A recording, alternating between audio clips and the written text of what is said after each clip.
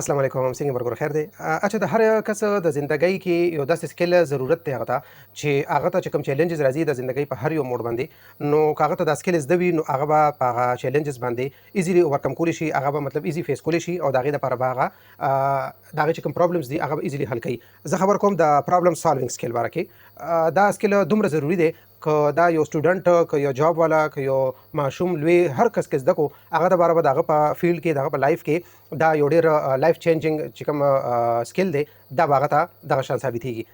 پرابلم سالوینګ سکل چې دی نو دا څه شی دی مطلب داسې یو پرابلم چې هغه ته په ځان فکر کول ټیک شو د هغې انالیسس وکړي او د هغې بیسټ سلوشن راوباسي نو د دې مطلب دا دی چې دا ستا پرابلم سالوینګ سکلز چې دي دا پولیش شوي دي. که چېرې ته یو پرابلم باندې پوهېږي تا ته یو پرابلم راغو ته پای پوه شوي د هغې د انالیسس وکړو چې دا ولې راغلی د کوم ځای نه راغلی د څه ریزنز دي دغه شان د هغې بیسټ سلوشنز طرف ته لاړې دا سلوشنز راوویښته ملټیپل سلوشنز یې راوویسته نو دا پرابلم سالوینګ سکلز ته صحیح دي.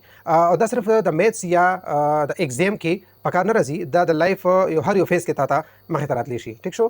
دغه شان که موږ خبرو وکړو چې دا سټوډنټ دپاره بیا ولې امپورټنټ دی پرابلم سالوینګ سکل سټوډنټ ولې زده کړي نو د سټوډنټ په لایف کې څه میجر چیزونه راځي ایگزام تیارې او هغه سره خو نارملي سټوډنټ سره ټایم هم کم وي دغه ټایم کې ستا چې دا سکل وي نو ته به ایزیلی دا چې کوم پریشر دی وغیره دی دا ته به ایزیلی ابزارب کړي او هغه چې کوم چیلنجینګ فیز دی دا ایگزام والا دغه به ته ایزیلی خپل سټډي او خپل دغه کې او خپل ریزلټس به ته ښه راولې. دغه شان ګروپ اسایمنټ شو یا پروجیکټ شو نو دغه کې هم تا ته چې چیلنجز راځي څه پرابلمز راځي نو هغه به ته ایزیلی فیس کړې د هغې دپاره به ته پراپر سلوشنز راوباسې. دغه شان که کرییر ته چوز کړې جاب دا اپلای کړې ډیفیکلټ ډیسیشنز دي دا چونکې پریکټیکل لایف کې نو دې کې دا پرابلم سالوینګ سکل چې دی دا ستا به ډېر هیلپ کوي. اوس یو کس وایي چې یاره ما خو پرابلم سالوینګ سکل ما سره شته خو د دې سټپس دا به فالو کوم څنګه یا داسې چې لکه هغه ته پته نه لګي چې یاره زما دا سکل شته که نه نو هغه ته چې یو پرابلم راشي نو هغه ته دا سټپس فالو کړي. زه درته اوس وایم ښه اول څه چې ډیفاین د پرابلم ته اول پرابلم ډیفاین که ټیک شو بیا داسې کار وکړه بریک ډاون کا هغه پرابلم چې اوس غټ پرابلم دی فرض کړو د هغه پارټس کې تقسیم کا چې تا ته اسانه شي د هغې سلوشن طرف ته تلو دپاره. بیا برین سټارمنګ وکړه مطلب ډفرنټ آپشنز واخله ولیکه چې د دې سلوشن دام کېدی شي دام کېدی شي دام کېدی شي. دغه شان څلورم داسې کار وکړه چې ایوالویټ کا د هغې چې کوم سلوشن ته راوباسې نو هغې پراز اینډ کانز وګوره چې یاره دا به څومره امپیکټ د دې راځي او څومره نیګیټیو دغه ریزلټس به د دې وجې راوځي دا ټول اول ته ایوالویشن وکړه.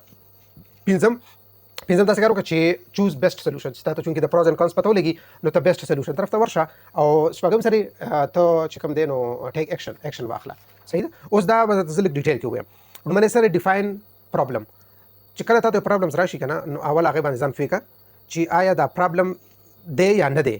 زیاتره موږ ته پته لګي چې دا پرابلم دی یا نه دی هغه بس هسې جسټ یو کیوري وي خو هغه موږ په ځان باندې دومره حاوي کړو چې هغه موږ هغې نه ډېر غټ شی جوړ کړو صحیح شو. نو ته موږ اصل کې اول پرابلمز چې دی نو هغه باندې ځان نه پوهیو موږ ډایرکټ سلوشن طرف ته ځو چې هله دا مسله راغله بس سلوشن نه تا اول ځان فکر چې دا پرابلم راغلی ولې دی کوم ځای نه راغلی دی او دا د څه وجې راتلی شي.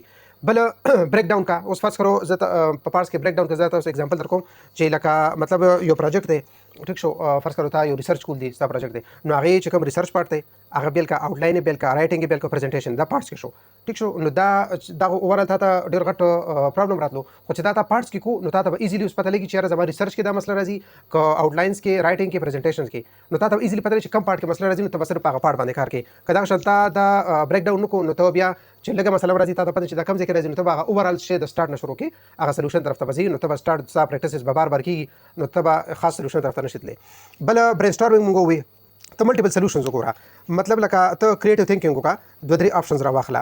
فرض کړو ستا یو ایشو ده که نه اسایمنټ ماشوم کوي ډایرکټ نیټ لاړو نیټ ایشوز خو چونکې ډېر زیات دي نو نیټ چې لاړي نو ته داسې کار وکړه ته مرګرینه هاټ سپاټ والا ته لایبرري ته ورشه د هغې چې کوم دی نیټ استعمال کا ټیک شو. دغه شان ته فرینډس کره لاړ شه وټ ایور مطلب الټرنیټ سورس ځان ته پیدا کا کریټیو تھنکینګ دې ته وایي ښه.